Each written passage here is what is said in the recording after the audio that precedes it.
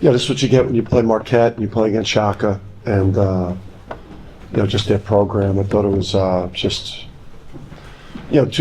two really good teams that were desperate, beyond desperate, beyond urgent to get this one,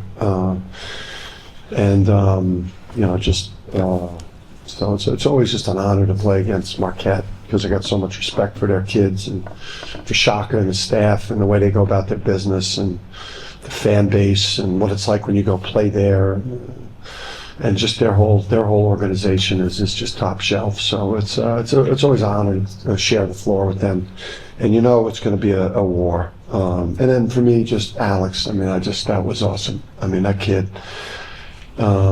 Is an all-time one of the best players, one of the most decorated players to ever play in this program, and the most decorated college active player in college basketball. So just great to see him hit that huge shot, and obviously that was huge.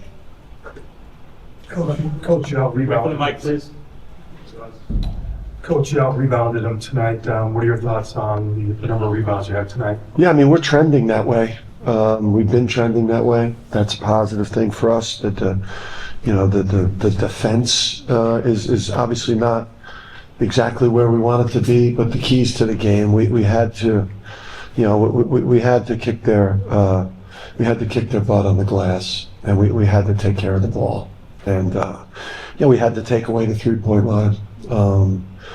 I think we were willing to live with some ugly, driving scores at the rim. We lost too many battles on the ball, but for the most part, we knew we had to rebound the heck out of the ball, and be at least plus 10, if not more. And then we just our ball security had to be on point.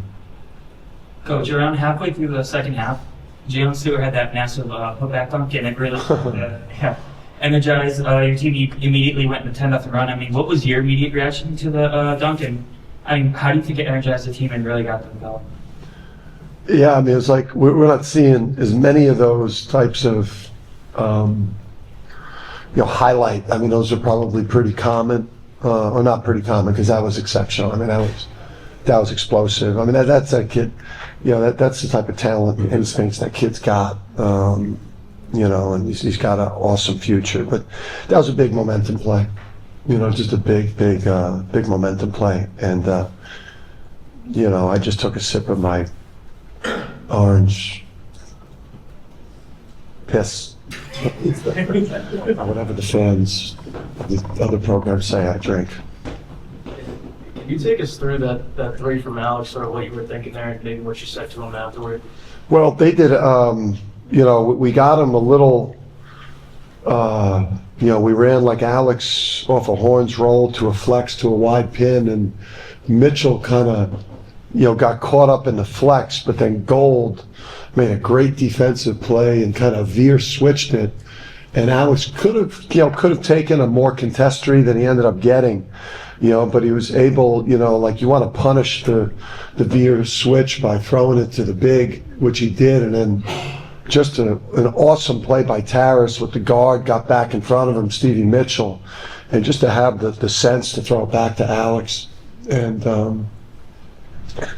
so just those two guys, I just think, they did a great job there. But when it went in, I'm just saying to myself, like, there's not a college athlete that deserved a moment like that more than that kid, with some of, just the way that the year's gone for this team. And but it's March, and Alex is starting to heat up.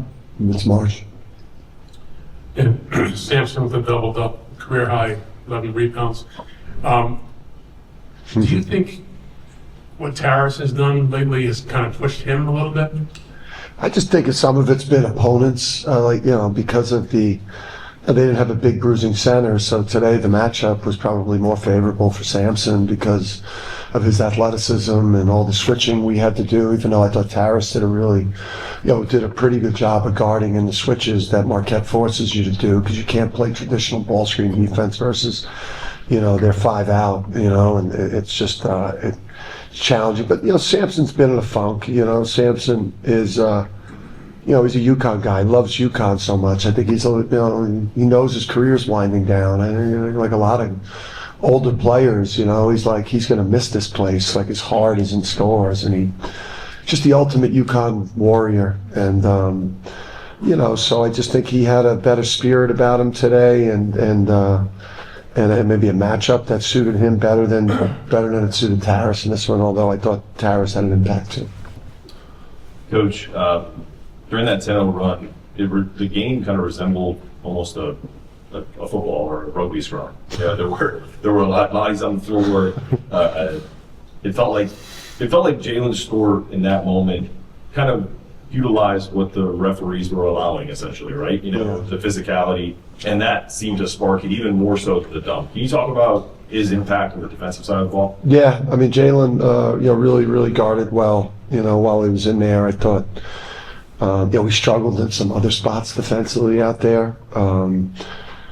But I mean, I don't know that, Big East regular season play is, with our lack of physical strength and having some young bodies out there, that's made it more challenging for us, the way these games get officiated. Obviously, we had no free throws in the first half with how much pressure and how much aggression Marquette brings to the table.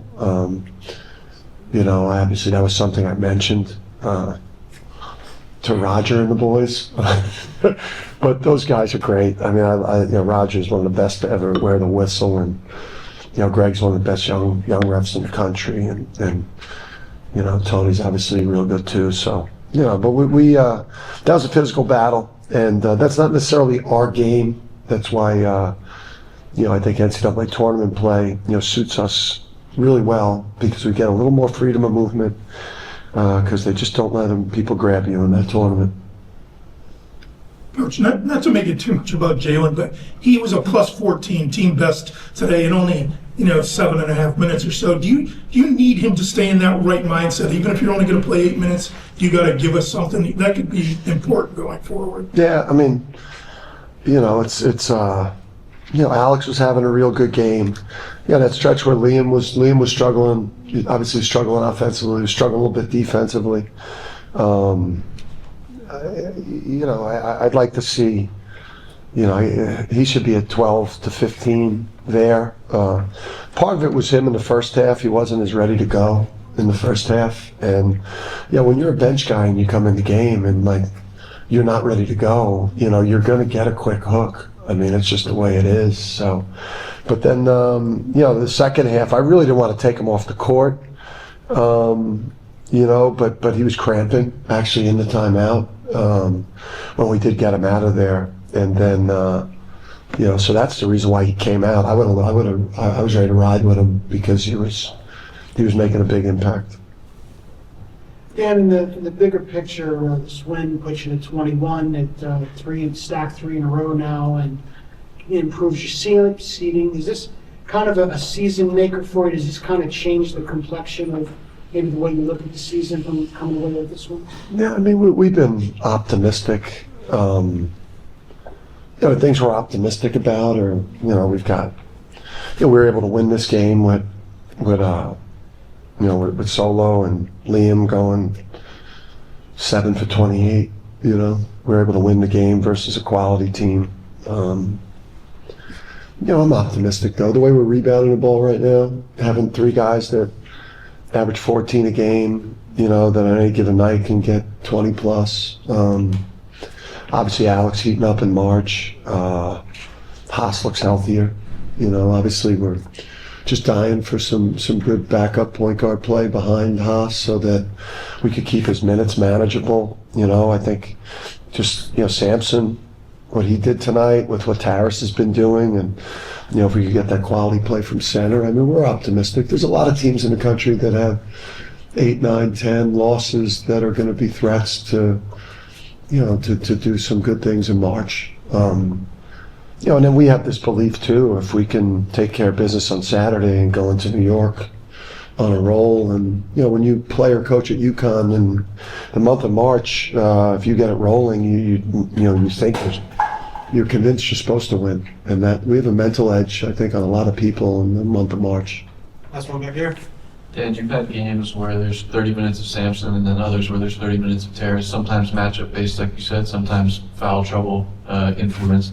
When you have one game where it ends up being more one guy than the other, like, do you almost have to have two kind of game plans going in because you just don't know which one's going to end up with the big minutes on a given night? Yeah, I mean, your offensive script is completely different with Sampson and Terrace. On that end of the court, significantly your offensive package of things you're trying to do changes. A lot. I think one of Sampson's strengths is his ball screen defense. So when you play against teams that are going to attack you in the ball screen game, his ball screen defense is a lot better than Terrace's. Although Terrace's has improved a lot, especially recently, but.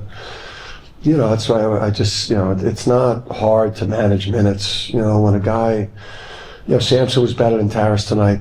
He was more impactful, so he played 25 minutes. Terrace was better than Sampson in the Providence game. He was having way more of an impact, so Terrace played 28 or 30 minutes, whatever. I mean, the easiest job I have as a coach is distributing minutes, and then deciding who to play in our rotation. 8-9 has gotten tough this year because it's just that's been more of a challenge. But the easiest job I got is just who should play. I mean, if a guy's playing like shit, you just want him off the court, and the guy that's playing well, you just leave him on the court.